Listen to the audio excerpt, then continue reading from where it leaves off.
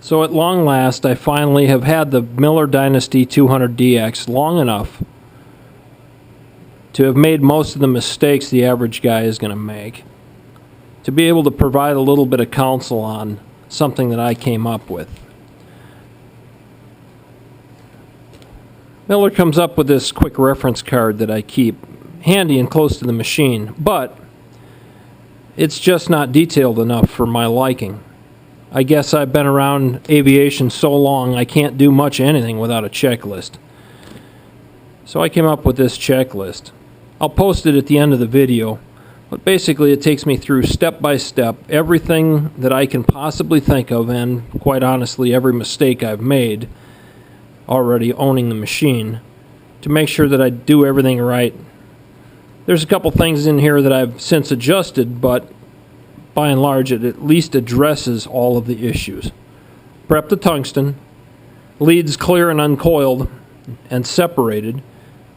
You know that on DC, of course, if you have tightly coiled leads, they will generate enough heat and enough induction, they'll actually melt themselves together. So like my grounding coil, I'll take that off and make sure there's no big loops in it.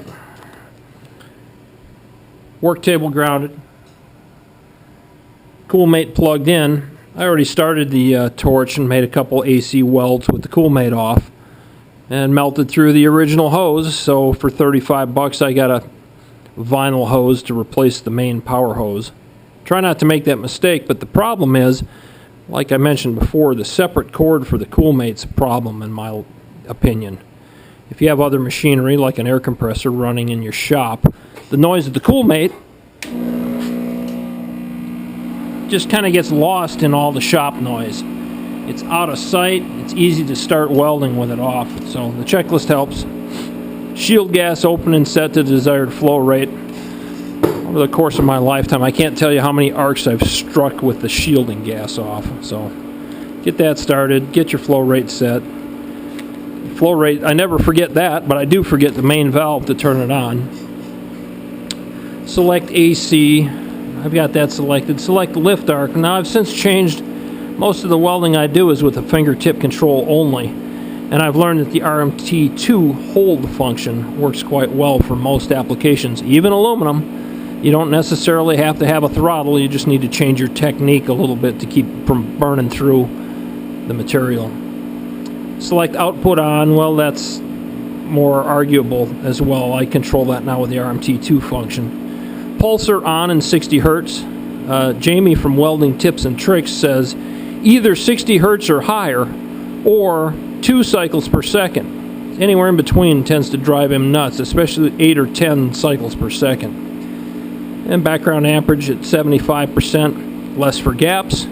AC balance peak 65% of the time, more equals less heat because you get more cleaning. Auto post flow, you can adjust that up a little bit if you tend to run bigger beads or more heat and you want more cooling. Keep that oxygen away from the molten metal pool. AC frequency, for me, I find 60 works fairly well, but on tight joints, inside corners, I run it up a little bit higher. And then if I'm welding aluminum, I preheat as necessary with a little acetylene, and then weld away. So the checklist has helped me. I'm going to leave the tips to specifically making better welds to the guys that do it every day. But by and large, the machine's been a pretty good fit.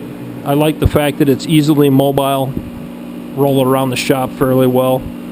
And I've made peace with the fingertip controller and the rotary style control switch, which controls all of the RMT2 hold features as well.